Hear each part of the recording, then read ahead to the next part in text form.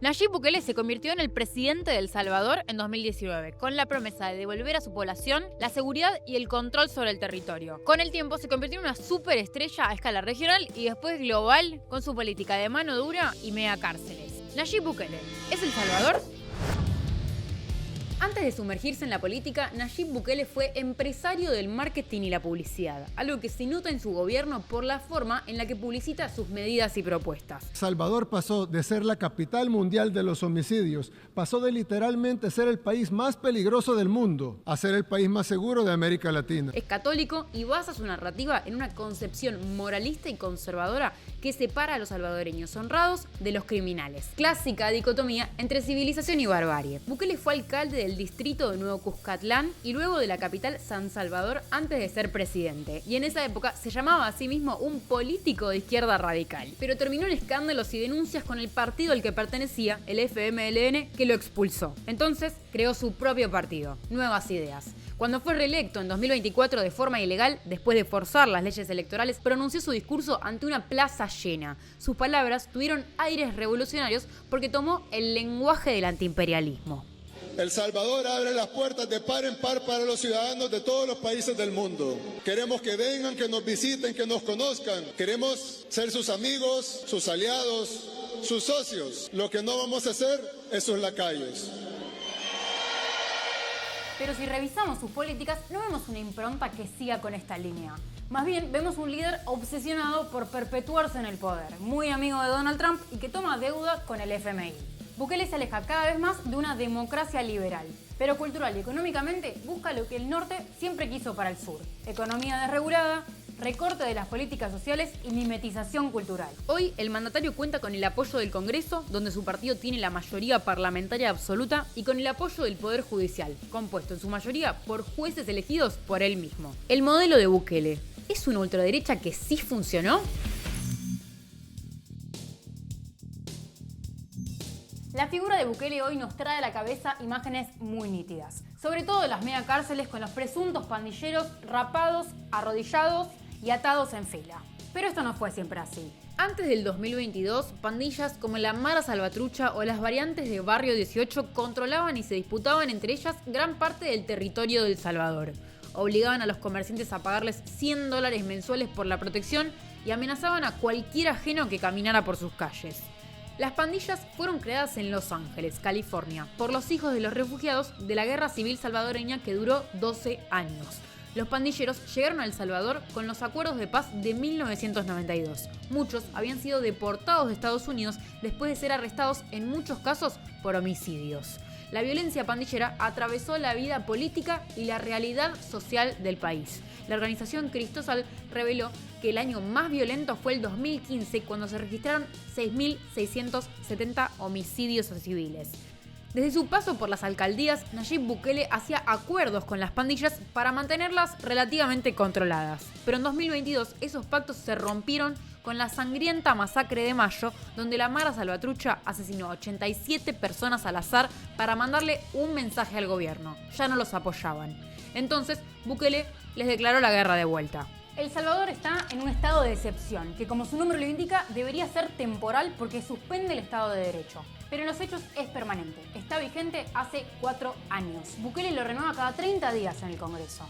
John Gibler hace un relevamiento de qué pasa en este estado de excepción en este libro, El Salvador de Bukele. En las calles, el régimen de excepción de Nayib Bukele implica calificar como legal los siguientes actos de la Policía Nacional y el Ejército: entrar de madrugada a una casa, parar cualquier vehículo en la calle, revisar cualquier negocio, confiscar y revisar el contenido de las comunicaciones y archivos en los teléfonos celulares, desvestir en plena calle a un peatón, usar la violencia para someter a quien sea, tomarle fotografías a esas personas desvestidas y sometidas y publicar las fotografías en las cuentas oficiales de Twitter de la Policía Nacional y el presidente, y, sobre todo, llevar a una persona a la cárcel acusado de agrupación ilícita o terrorismo sin prueba alguna, sin derechos a la visita, la medicina y la atención médica.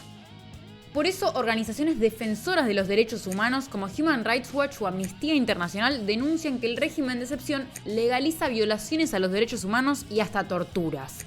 En el marco de estas condiciones inhumanas murieron cientos de personas. si bien hay un consenso de que la mayoría de los jóvenes arrestados son pandilleros, la cantidad de casos de inocentes apresados es abrumadora.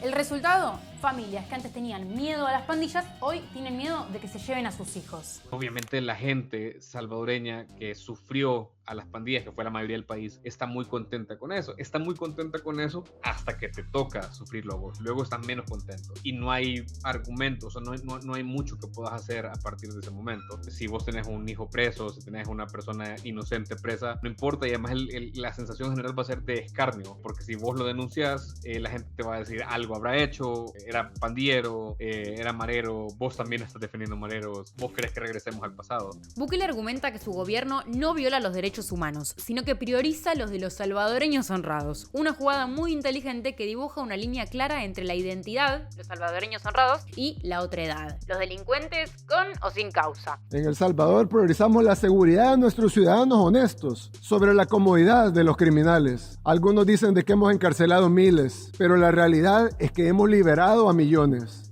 O sea, digamos, en línea con su admirador argentino, Javier Milei. Se terminó la Argentina de unos pocos vivos en contra de la gran cantidad de los argentinos de bien. Una línea que habilita y legitima a la policía a realizar detenciones arbitrarias que están influidas por prácticas racistas y clasicistas. Detenciones básicamente por portación de rostro. Entre 80 y 90.000 personas fueron detenidas acusadas de ser pandilleros. Y probablemente muchos, quizás la mayoría de ellos, lo sean. Pero no hay un proceso judicial legítimo que habilite su detención y la suspensión del Estado de Derecho. Y tampoco parece haber un esfuerzo real por realizar este proceso legal en el corto o el mediano plazo para estas personas. Desde el comienzo del estado de excepción, solo 8.000 personas fueron liberadas por la falta de pruebas sobre vínculos con las pandillas. Que una persona haya cometido un crimen no le quita una facultad de ser humano y de derecho que puede tener, porque al final es regresar a la posibilidad de reivindicar, ¿no? de la cárcel como un espacio de reinserción que se ha eliminado completamente, porque también es más fácil deshumanizar a los sujetos. Es mucho más sencillo si los pones como esos monstruos negativos, porque tenés tenés a una sociedad y a una población violenta de venganza. Para gestionar la masa creciente de arrestados, Bukele diseñó estos centros de detención gigantes, que son admirados desde las ultraderechas de América Latina y del mundo, incluida la cárcel de máxima seguridad más grande de América. Bukele dice que quienes lleguen ahí no volverán a ver el sol. ¿Y qué pasa con los que no deberían haber llegado ahí en un primer lugar? El Centro de Confinamiento del Terrorismo, o CECOT, en el municipio de Tecoluca, tiene capacidad para 40.000 presos. El ministro de Seguridad salvadoreño, Gustavo Villatoro, sostuvo que el CECOT es la casa donde van a pasar, permanecer y morir los terroristas. Bukele invitó a aliados, periodistas y comunicadores afines a su gobierno a visitar el predio sin ventanas ni ventilación alguna. A los presos les dan poca y pésima comida, casi no les dan agua y no tienen acceso a la medicina. Jesús Alexander Franco y Kevin Adán Alfaro Cruz son dos jóvenes encarcelados injustamente y entrevistados luego por John Gibler. Relatan que en las cárceles del país hay una mugre profunda y muchas enfermedades que los presos se contagian en la piel, si es que no se deshidratan por la poca agua que les dan para tomar, que deben administrar para poder asearse también. La violencia es constante y cotidiana, ya que además de las salas de castigo dedicadas a la tortura de los presos, todos los detenidos enfrentan golpizas a diario. Como parte de su estrategia de marketing, Bukele promociona la cárcel de máxima seguridad constantemente en sus redes. Mundo Miguel Sarre, ex miembro del Subcomité de las Naciones Unidas para la Prevención de la Tortura, definió el CECOT como un moridero de concreto y de acero donde hay un cálculo perverso para eliminar a las personas sin aplicar formalmente la pena de muerte. La justificación para mantener crónico el estado de excepción es que consideran que es la única forma de combatir la violencia de las maras. Ante la pregunta por el encarcelamiento de inocentes, sostienen que es un problema menor y un sacrificio necesario para cortar el problema de raíz. Una suerte de daño colateral. Gran parte de la población cree en esta premisa y por eso apoya al presidente. Pero en los hechos parece más un medio para transformar la tortura en un show. Las imágenes de los presuntos pandilleros detenidos se convirtieron en el contenido cotidiano de las redes sociales oficiales del gobierno y del presidente en particular, para alimentar la sed de venganza de quienes sufrieron asesinatos de las pandillas, es decir, gran parte de la población. En el CECOT, Bukele muestra a los presos como si fuera un zoológico y hasta llevó a muchos influencers y youtubers a hacer contenido, incluido el mexicano Luisito Comunica. Es un tanto aterrador estar a escasos metros de asesinos, secuestradores, sin ningún tipo de protección. Gracias a estrategias de marketing muy desarrolladas y efectivas, Bukele muestra al mundo su estrategia. Aliados y admiradores lo felicitan y algunos hasta van a visitar sus megacárceles. Incluida la senadora argentina Patricia Bullrich, quien visitó el Secot durante su paso por el Ministerio de Seguridad en el gobierno de Javier Milei, y quien se mostró fascinada con la estrategia de Bukele. Esa es la otra parte de El Salvador, que es este enorme aparato de propaganda. Yo creo que Bukele será el publicista más efectivo de Latinoamérica, o estará en esa mesa seguramente, porque la gente en Latinoamérica te dice eso funciona, como si fuera replicable, como si El Salvador no fuera del tamaño de una provincia de la mayoría de países de la región, y como si hubiera un modelo como tal y no una dictadura en la que no hay contrapesos posibles. La ex ministra de Seguridad Interior de Estados Unidos, Kristi Noem, también viajó a observar el modelo Bukele de seguridad. Donald Trump lo alabó muchas veces en la esfera pública, including one of my favorite people, President Bukele of El Salvador. He has been so incredible. He has been such a great ally of this country. Thank you very much. Y hasta mandó 252 venezolanos deportados que fueron directamente trasladados a la cárcel de máxima seguridad. Por recibirlos, el gobierno cobró un pago por parte de Washington de $4.7 millones según una investigación del país. Todo esto en el marco del operativo de deportación masiva que lleva adelante el ICE en Estados Unidos. Estas personas tampoco tuvieron acceso a la justicia ni se respetaron sus derechos humanos. Las organizaciones Human Rights Watch y Cristosal revelaron que la mitad de los venezolanos enviados al Secot no tenían condenas penales. Uno de los casos más virales fue el de Kilmar Abreu García, deportado según la misma administración de Trump por error, que la Corte Suprema exigió que se devuelva. Al final, los 252 presos fueron liberados y repatriados a Venezuela a partir de un acuerdo con el gobierno de Nicolás Maduro, quien a cambio liberó a 10 ciudadanos estadounidenses detenidos. Para mí lo más escalofriante es ver quienes apoyan a Bukele y celebran sus posteos en redes, meta like. Es que parece que disfrutan el sufrimiento de estos detenidos. Si bien la violencia pandillera fue la principal preocupación del pueblo salvadoreño por años y con razón, el morbo con el sufrimiento de estas personas va más allá e incluso atraviesa fronteras. Como dijimos, Nayib Bukele está en su 7º año como presidente de El Salvador, aunque antes solo estaban permitidos 5 y sin reelección. Pero Bukele logró que la Asamblea Legislativa apruebe una reforma constitucional que extienda a 6 años los mandatos. Durante su gestión hizo 8 reformas a la Constitución Nacional que permean la división de poderes. Se aprueban en la Asamblea Legislativa, pero a lo Bukele, de forma express y sin discusión, muchas veces durante algún feriado nacional. Repasemos algunas de estas reformas. La primera fue el 1 de mayo de 2021, cuando destituyó a todos los magistrados de la Corte Suprema y al fiscal general del país para reemplazarlos por otras personas más afines a su gobierno. También purgaron el 35% del Poder Judicial mediante una ley que desestimó a todos los jueces y fiscales mayores de 60 años o con 30 o más años de servicio. Estas medidas despertaron el rechazo de las ONGs de derechos humanos, pero también de la OEA y de Estados Unidos, entonces gobernada por Joe Biden. Bukele ignoró todas las críticas. En septiembre de ese mismo año, una nueva modificación habilitó la reelección inmediata presidencial antes prohibida. Y en junio del 2023, una nueva modificación redujo el número de diputados del Congreso de 84 a 60 para blindar la mayoría del partido oficialista. Y también redujo la cantidad de alcaldías de 262 a 44 para concentrar el poder en su proyecto personalista. El 31 de julio de 2025, la Asamblea aprobó y ratificó la reforma de 4 artículos de la Constitución Nacional para permitir la reelección presidencial indefinida y extender el mandato presidencial de 5 a 6 años. También bajaron la edad de imputabilidad a los 12 años, endurecieron las penas para pandilleros, legalizaron la cadena perpetua y habilitaron la minería antes prohibida en el país. Además, el gobierno empujó a la prensa opositora y a los defensores de los derechos humanos al exilio con el hostigamiento policial, la detención arbitraria y mediante la ley de agentes extranjeros, que establece impuestos insólitos al financiamiento extranjero, que en un país como El Salvador es fundamental para sostener proyectos independientes. El Salvador es una dictadura. Bajo cualquier parámetro posible de medir, no se puede considerar un país en el que no hay independencia de poderes, en el que no hay acceso a la justicia, en el que todas las instituciones no las controla ni siquiera un partido político, sino que una sola persona. Entonces es una dictadura que ha alcanzado reducir los niveles de homicidio a partir de una fórmula que es meter presos a 1 de cada 50 salvadoreños. Es el país con la tasa carcelaria más alta del mundo, y es un país que además está siendo objeto la neoliberalización más brutal que ha vivido desde el final de la guerra. Además de estas reformas, el gobierno de Bukele firmó ambiciosos contratos con Google para desarrollar su infraestructura pública digital. Nayib Bukele avanza en migrar toda la operatoria del Estado a Google Cloud, lo que genera una dependencia de las nubes del norte que cada vez tienen más influencia dentro del gobierno. Incluso ahora Google Gemini, la IA de Google, maneja el sistema de salud nacional. Todo eso de Google, de Dr. SB,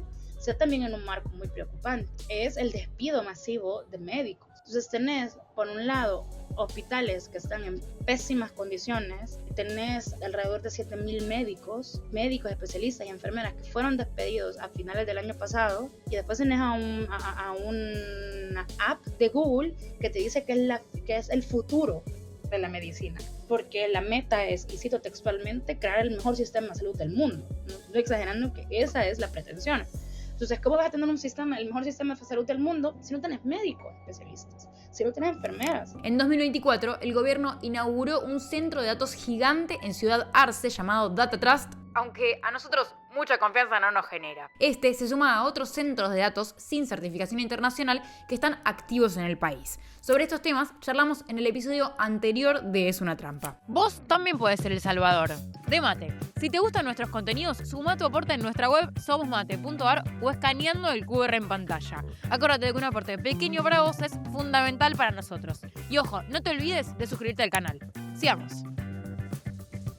Hoy en El Salvador los ciudadanos técnicamente pueden pagar sus impuestos con criptomonedas. En 2021 Bukele legalizó el uso del Bitcoin como moneda oficial, pero nadie los usa, excepto por algunos criptobros. El presidente anunció que la decisión traería una abrumadora y anhelada lluvia de inversiones, pero al final fue solo una garúa. La medida concretamente atrajo a algunos criptobros y empresarios curiosos que trajeron consigo la gentrificación de zonas costeras y no hicieron una apuesta tan jugada en la economía nacional, excepto quizás en algunos megaproyectos inmobiliarios. Ellos y algunos turistas son los únicos que a veces utilizan el Bitcoin para pagos y transacciones.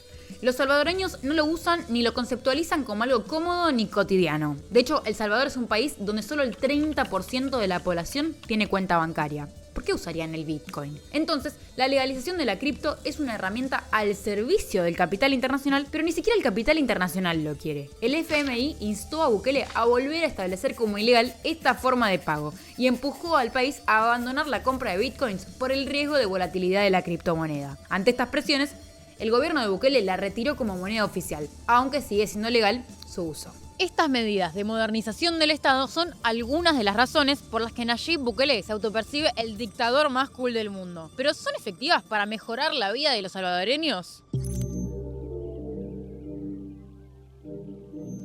Veamos algunos detalles sobre la economía de El Salvador. Las remesas, es decir, la plata que quienes migraron, alrededor de 2 millones de salvadoreños, envían a sus familiares dentro del país, representan el principal ingreso de divisas, que en 2024 fue del 27% del PBI, la mayoría provenientes de Estados Unidos. Otras industrias clave son la construcción, el turismo, las exportaciones de café y azúcar.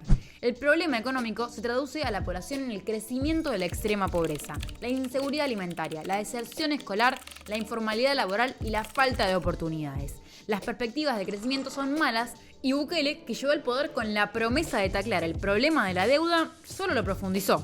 Hoy, la deuda pública salvadoreña está en su pico histórico y supera el 100% del PBI, algo que se generó a partir de acuerdos con el FMI, el Banco Mundial, el Interamericano de Desarrollo y la Cooperación Andina de Fomento, para los que tuvo que ampliar el techo de la deuda en el Congreso. Además, liberalizó el sistema de jubilaciones y pensiones para atraer inversiones que igual no llegaron, o sea, aún con las condiciones más favorables para los empresarios y por consecuencia menos favorables para el Estado, las inversiones no llegaron. ¿Les suena?